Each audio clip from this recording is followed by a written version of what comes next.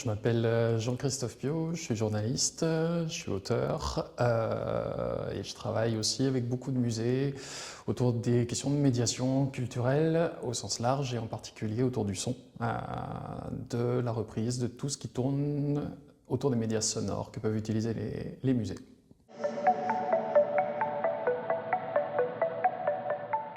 J'ai donné une masterclass à destination d'étudiants de licence et de master, à licence des métiers, de la culture, des arts et du cinéma, de deux masters donc, le patrimoine musée et numérique et le master management de la culture. C'était vraiment une espèce d'approche assez générale de la manière dont les musées utilisent le son aujourd'hui. On n'a pas refait toute l'histoire, mais c'est pas nouveau en fait d'utiliser le son. Le son, il est utilisé dans les déambulations dans les musées depuis les années 70-80. Simplement, ça a beaucoup bougé pour deux raisons. D'abord, la technique a évolué. On fait aujourd'hui nettement mieux en termes de projection sonore, de qualité des outils, de qualité du son qui arrive parfois directement dans les oreilles, dans les casques des gens. Et il repense aussi la manière dont on raconte une exposition, qu'elle soit permanente, qu'elle soit temporaire. Avec un média qui a plein d'avantages.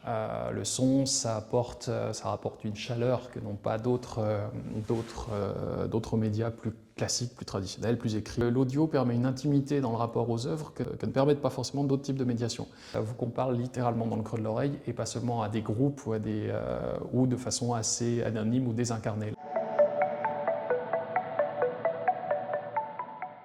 J'ai voulu proposer une espèce de rentrer dans le concret en fait. Comment ça se passe une production pour que ce soit voilà, un parcours sonore, que ce soit des médias un peu exceptionnels, un petit peu plus longs comme des podcasts associés à telle ou telle expo. C'est toute une chaîne de production et c'est une chaîne de production de plus en plus complexe. C'est plein de métiers qui sont engagés, que c'est plein de partenaires qui vont du directeur du musée, c'est celui qui dit oui ou non à la fin quand même, au conservateur, au commissaire des expositions, aux techniciens. Les médiateurs sont évidemment super précieux pour savoir où les publics s'arrêtent, les questions qu'ils posent, qu'est-ce qui fait tiquer les gens, quelles œuvres les intéressent le plus, etc. Et puis jusqu'aux comédiens, parce que de plus en plus on fait appel à des comédiens. On peut avoir besoin d'un récit très incarné, notamment dans les parcours jeunesse par exemple. Donc comment est-ce qu'on briefe les comédiens ? Un atelier autour d'un musée fictif qui était un musée maritime et le but était de les faire travailler sur vraiment juste présenter, je les mettais dans la peau de représentants d'une boîte de prod qui répondait à un appel d'offres du musée pour sa médiation sonore. Le but était vraiment de leur faire préparer le pitch en réponse à un brief qui leur disait plein de choses. C'est un musée où c'était ça la difficulté, il était très venteux sur les parties extérieures.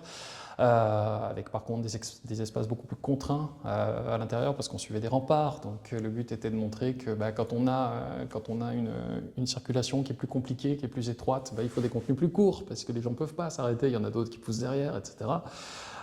Les habituer à utiliser le son ambiant pour en faire quelque chose. Est-ce que j'ai vraiment besoin de rajouter un son de vent ou d'oiseaux alors qu'ils sont réellement là dehors et qu'on les a? Et puis essayer de se caler dans un budget même approximatif. Ils ont eu des belles idées, vraiment des belles idées pour résoudre la difficulté dans ce premier exercice, voilà, d'une multitude de contraintes en faisant des choix forts. On ne fait pas de son à l'extérieur ou alors on en fait mais on met une bulle autour pour isoler. Le but est de leur faire écrire un texte, vraiment le texte qui est prononcé. Je leur ai laissé le choix entre deux œuvres. Une première qui est un grand classique de l'art antique, c'était une statue de Mitra, donc un dieu oriental qui est arrivé dans l'Empire romain. Le deuxième était beaucoup plus dur parce que c'était l'image d'un brick négrier du commerce triangulaire du XVIIe siècle. Et ils s'en sont très bien emparés, voilà, ils n'ont pas fait de fausses notes. On sent que c'est des sujets dont ils s'emparent maintenant et qui les touchent. Et comme ça les touche, ça se voit à l'arrivée. Donc c'était très chouette.